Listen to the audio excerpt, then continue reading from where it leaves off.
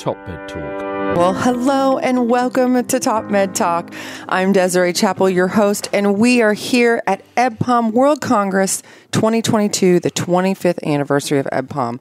Now, I'm joined by my co-host and co-founder of EBPOM, Monty Mythen. Hello, Monty. Desiree, it's great to have you here at University College London. I know. There we are with a great live audience. Who those of you who've been listening to the live sessions who are whooping and hollering with excitement at the possibility to be out in London. It happens to also be a UCL graduation week.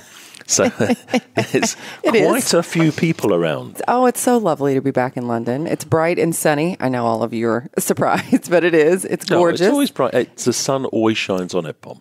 It does, actually. Yeah. I think it's true. Great meeting so far. So loving the presentations. The panel discussions are just top notch. Yeah, and you know, the challenge with perioperative medicine, but also the great thing about it is it's the whole continuum of care. Yeah. So yesterday dealing with, anemia, exercise, some wonderful new data on the contributions of not only exercise and nutrition preoperatively, but combined with psychological training, the grit component of it, and some very impressive clinical results. More of that to come. Yeah, absolutely. Well, Monty, we have the opportunity to do Top Med Talk, how we do it back in person, sitting, having conversations. And the last couple meetings we've been doing a lot in person. This particular meeting, we've had to switch back to virtual, but it's okay because a couple of us are together, so that still feels good. But excited to talk to our next guest. We have the opportunity to come back around and talk to Dr. Amit Prakash from Addenbrookes Hospital in Cambridge University Hospitals. He's a consultant in anesthesia and perioperative medicine. Amit, thank you so much for joining us. Well, good morning, and thank you for inviting me in. I heard that it's sunny in London. It is actually overcast here in Cambridge. Well, thank you for inviting me. Just to be clear, we might be slightly exaggerating about how sunny it is. What we mean is it's not raining. It's sunny-ish. It's not raining. That's so true. So true. Well, Amit, we're going to talk about sedation in non-anesthetist or anesthetist, sedationist. And really kind of focusing in on why we should care about that and where you feel that we're going. For our audience, though, before we get going, tell us just a little bit more about you and your practice. I have been a consultant for over 20 years at Addenbrookes Hospital in Cambridge. My main specialty is anesthesia. I do neuroanesthesia, perioperative medicine as two of the main fields that I work in now. Now, back in 2009, I used to do a list in neuroangio. And that's how I sort of came in touch with sedation in non-anesthetic areas, because there were a few incidences at that time, and I don't know whether you remember, but there were the MHRA guidance around midazolam, the concentrations that they were used, and we had a critical incidence. And on the back of that, the consultants I used to work with in angio mentioned that could we set up some sort of teaching for the local group there. So this is how it started. And then over a period of time, we realized as a group that there are lots of these small little silos around the hospital where anesthesia is undertaken. And it is not just radiology, but gastroenterology sort of use a lot of sedation. Respiratory medicine do a lot of sedation. There's also areas like hematology for bone biopsies and things that people are using sedation for. And so there was a lot of people who came together, at least in my trust, and we started talking about sedation and the related problems with sedation and its safety. So this is how it began. And in 2 years' time or so, in 2011, we set up a course to begin with. And then we went on to sort of formulate a committee based on the Academy of Royal Medical College's document from 2013. So we took that forward. And now we have a very robust committee with which we meet sort of about 4 times a year, look at incidences, and also have a very good teaching program. I mean, as we know, this is an extremely hot topic. And the reason it's an extremely hot topic, I mean, we'll get to the safety issues and how to do this safely. We have a global staffing crisis. It's not just a UK thing, it's not just a US thing, it's not just a European thing. We have visitors here from all around the world, and the commonest challenge, they say, is staffing. And therefore, we have to revisit, what can we do under sedation that doesn't require the presence of a anaesthesia provider, that can be as you are, Desiree, a nurse anaesthetist in the environment you work in, a physician anaesthetist or anaesthesiologist, there just aren't enough around. So therefore, we all, I think, accept as a starting position for this more detailed conversation that we've got to try and do as much as possible safely under sedation. Is that a fair summary? Absolutely. One of the things in the journey that I've had with sedation that I've realized is that there is a huge variability in the way it is practiced around the world. And you're absolutely right in saying that the Americas, and actually about sort of 3% of the European practice in non-anesthetic side, is still with anesthesia. But there's in the UK, for instance, we are predominantly it is operator-based. So in the gastroenterology suite, there would not be an anesthetist normally. They would, in our trust, they have half a day of this. They keep on sort of insisting for more, but we just do not have the personnel, like you say, and with the current crisis, it's become even more difficult. So we have worked upon creating these systems so that it can be independently undertaken with a good safety profile in these suites wherever sedation is happening, without the requirement of an anesthetist being present. And that's a key component. If anyone who's listening who doesn't work in our area, we're in no way suggesting or supporting shortcuts and unsafe practices. We're saying that we aim to deliver equal, if not even possibly slightly better care by having trained sedationists and appropriate monitoring and training in environments. So that's the big tee up. Yeah.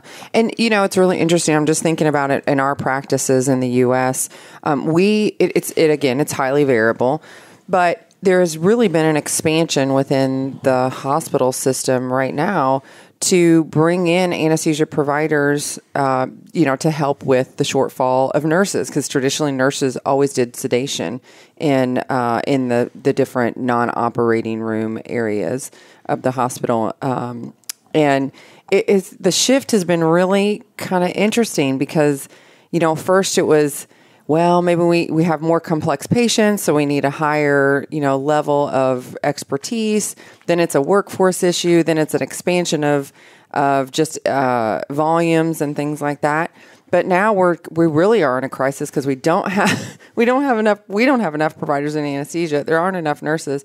And the ones that are coming out to do this, nurses, they're not trained very well at all. They don't have a ton of education. We don't have certification for any of those nurses to do higher level sedation, and definitely not with anything other than a traditional narcotic and benzodiazepine. So, what are you guys doing you mentioned that you started a program of education for your non-anesthetists. What does that look like? We have monthly audit meetings in various departments, and that's how it all started. So we started with this very small section where we would talk about sedation.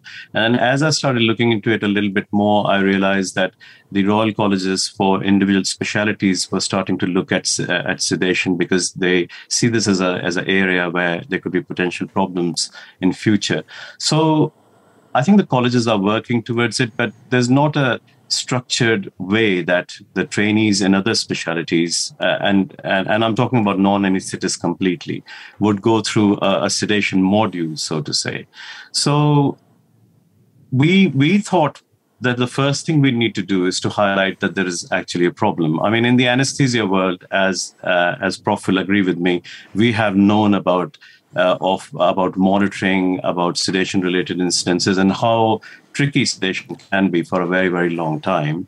However, in the non-anesthetic world, monitoring is very different, and they use very basic forms of monitoring, usually for undertaking sedation. So we thought we'll highlight this problem, and I'm really thankful to Medtronic on that front, because what we did a project with them.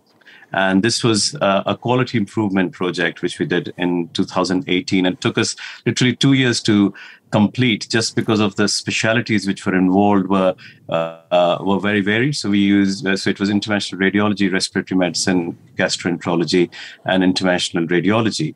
However, because of the numbers we collected from radiology, we had to leave those numbers out. Only 12 patients, so we thought we leave those numbers out, and that was confirmed by the statistics department. So essentially, we started pointing out that we looked at 600 patients with the current practice as to what they were doing. And we just essentially matched all of those patients and then said, let's look at what monitoring you do and what is the number of adverse events you're getting. And we use the SEVA adverse event tool to identify the number of adverse events that we picked up. And then we did another 700 patients or so with the capnography being introduced. And that's where it links to your question, Desiree, around education, because that's where Medtronic were instrumental. Because the biggest problem we have in these areas is that they do not understand the new form of monitoring, and therefore, and it is a nurse-led system essentially for sedation in these areas. So they needed to be educated. They needed to become comfortable with the technology, because you can implement these things from the top and say, we need to have capnography for everything. But it's very difficult to actually get it done on the ground unless and until people are familiar with the technology and feel comfortable using it. So they were really helpful. There was a lot of personal involvement from their side. And I'm an NHS consultant. I could not have potentially done this without their help, honestly. But they provided us with the tools and the education. So we set up a program for the nurses and in all of these areas.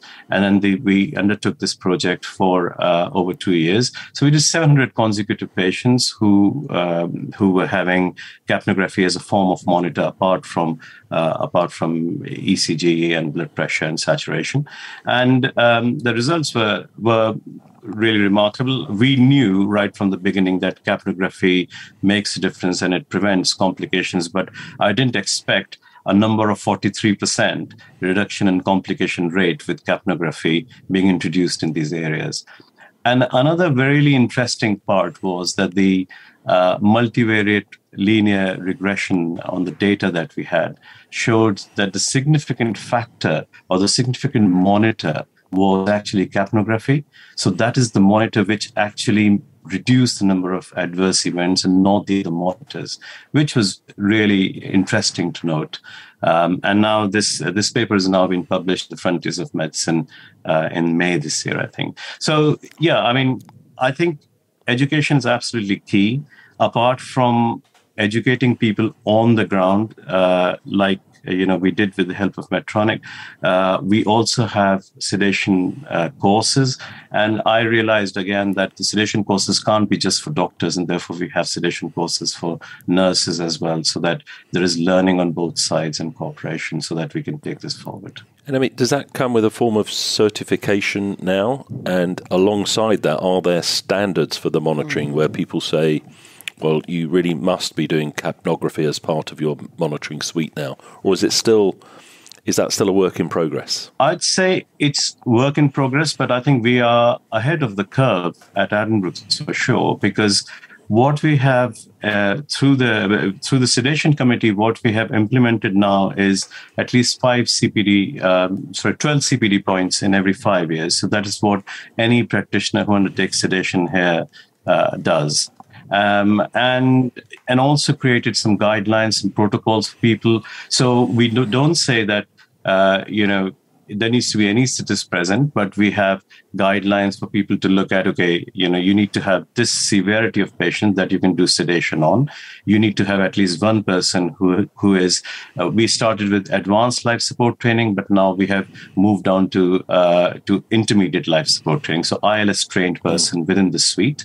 And also in the WHO check now, we have a named person who's responsible for sedation and who's going to resuscitate and so on and so forth. So we have far more granularity in the way that we're doing this. And therefore, we are seeing, and I review the incidents on a quarterly basis, the number of safety learning reports have gone down drastically now from what we had in 2018 and before. To break it down even further, whenever we talk about the challenges of this, what is some of the pushback that we get from colleagues, physician colleagues, whenever we're teaching non-anesthetists, or even the reverse of that? Is that a challenge that you're facing? Yes, you would. So I think if you look at safety in sedation, then you're looking at introduction of capnography primarily as a fourth monitor. The issue with introducing capnography again is A, unfamiliarity. B, is it sensible to use it on every patient? If you're going to do a quick procedure for 10 minutes, say a colonoscopy or something, do you then put up the whole monitoring system? And that would then delay the process of actually, going through patients. And that is one of the biggest challenges that we have in terms of who to use it on.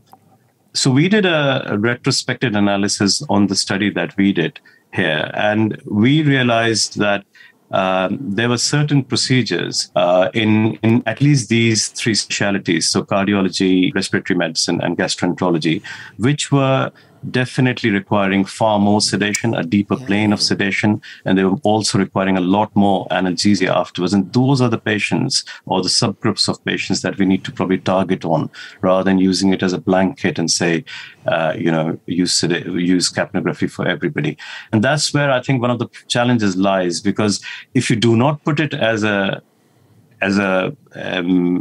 thing for every sedation, then it becomes individual choice, and then it can sometimes not be done in the patients that you need to do it on. So we have been very fortunate in our hospital because the clinicians have identified the procedures. There's a list of procedures which in the WHO checklist would come up as something that they would need to tick box and say, have you got capnography on? If not, then explain why not if there's a problem. So therefore, those procedures would always have sedation or have the right monitoring on. But I think this is where the resistance from the clinicians could be, because if they don't get the same throughput, then obviously there's something that we need to change. Well, and I think I'm interested too in the stratification of patients, because the sedation that we were doing or that nurses were doing 10 years ago does look so very different now, because even for a colonoscopy in the US, a little bit of movement was okay. Now, the surgeon or the GI doc really wants the patient completely still and not moving. In some of the cardiac procedures, you have to have the patient virtually anesthetized, but we're not calling it that, right? We want to call it sedation. So how is that driving? Obviously, that drives monitoring, and it absolutely should. But is that also driving a case for having different levels of providers for those different types of procedures? So, yes. So I think based upon the complexity of the patients that you get and also the complexity of the procedure you have, we do have, or I think there will always need to be anesthetists around for certain types of procedures. And that's why these subspecialties have, in our trust at least, got sort of lists where anesthetists are present. But you touch on a point which is actually quite important, which is that sedation is a continuum, and it's very difficult even for us as anesthetists to realize when the patient is moving into a deeper plane and when they are okay in terms of providing them sedation. And this is something that we as a group here now are starting to look at, which is one of the things for probably the next few years that we're working on, is to see what would be the way to actually, is it drugs that we need which are better? And I know there are some drugs in the market now which are safer. They have a safety profile. You can also potentially use things like depth monitoring. Is there a certain level in the depth area where we need to focus on? Is there a number that we can pin it down to? Because again, as I said before, this will become an educational issue once it comes into being that, okay, we are used to using BIS, we're used to using many types of depth monitoring, but, are the non-clinicians, non-anesthetists, be interested in that unless and until it's a very simple number of some sort that they can focus on and say, okay, if I use this drug and if I focus on this number, then I can get the right level of sedation. And I know there is a propofol model which has come out, but I'm quite wary of using propofol in non-anesthetic areas because of all the problems that it can produce. But there are some safer drugs which have come out, and we're looking at that. And I think that might be the future for sedation in these areas. Yeah, I would say that it would be as important, if not more, to be able to put the monitoring and understanding of capnography and in these different things in the hands of the non-anesthetist as a primary tool for them to make sure, because it's a slippery slope, but it's very easy to kind of tip over the edge. I feel, especially in complex, sicker patients. The demand is there now. Yeah. So once the demand is there, the drugs that have been in the flight path for a long time, some of them have now landed. If you see what I mean, but there's plenty in the flight path. It's just you can't justify the mass production of them until you have the demand. But I think the demand is there now, so I think we're ready to embrace it. And safety is our top priority. Wonderful work being done by Amit and colleagues at Addenbrookes. But I think it's a global movement now to recognise the fact that we've got to have sedationists, and therefore we need training, qualification, certification, better drugs, better equipment. Yeah. Just in closing here. Absolutely. Go ahead. Please do. No, I was just going to mention that, apart from monitoring side of education, the thing which really gives us the confidence to deal with any problems related to sedation is the type of training that we have in anesthesia. And I think that type of training can be imparted through courses, which I think has taken up quite a lot in the UK now, at least. And to get comfortable with patients who are hypertensive, who have airway problems, identifying them early and dealing with them quickly would definitely improve safety in this area. Yeah, for sure. It's really interesting I'm working on some of the education for our student nurse anesthetists and for the residents, and everyone's vying for the big cases, all the big bowel, abdominal cases, transplants, hearts, all these things. No one's fighting for the endoscopy suite. But we always try and say, no, you need to put the time in there, because guess what you're probably going to be doing the most whenever you get out of training is by yourself in a far off endo suite with, huge patients and very complex procedures. So we need you in here. It's definitely a change in mindset for our residents and our students, but I think it's something we have to do. Is that something that you feel is coming down the pike for you guys here in the UK? Oh, yes, for us, for sure. The nurses who work in those areas, and part of the sedation committee has the charge nurses from these areas, because it has to be, you have to involve the people who are actually on the ground and not just clinicians. And so, we have a very good working group and good relationship with them. So if there are issues, they're highlighted earlier, and therefore we can deal with them sort of a bit earlier. But training and education, also I think reinforcing it over a period of time, because training once in these areas is not enough, because they see the problems very infrequently in comparison to us in anesthetics. Yeah. So it has to be reinforced as well over a period of time, and that's where the courses come in. Sure. Amit, thank you so much for joining us. I'm so glad that you could take the time. We would love to see you in person next time for the next EBPOM meeting. But we all know the realities of the world right now that we're living in. So we really appreciate all the time that you've given us today. Good luck on all the future work that you're doing. And thank you for everything that you've done currently up to this point. Thank you so much. It was a pleasure. All right. Cheers. Well, thanks for listening to Top Med Talk. You can always find us on your favorite podcatcher. We are also all over social media, Twitter, LinkedIn, Facebook. We are there. EBPOM is continuing to run on the next couple of days. If you have not gotten your virtual ticket, if you can't be here in person, they are still available at live.ebpom.org. You can catch the rest of the meeting. And if you missed all of this, if you're listening to this after the fact, no problem. All of our content's going to be online, right, Monty? Absolutely. There's now a membership scheme that you can go back through the years of the wonderful videos, etc. And obviously the podcasts are free, open access to the world. Thanks to our very generous sponsors. Yes, yeah. We want to take the final round here. Thank you to all of our sponsors who make this free and open access to the world, especially Medtronic today for supporting us. Thanks so much. Cheers and have a great day.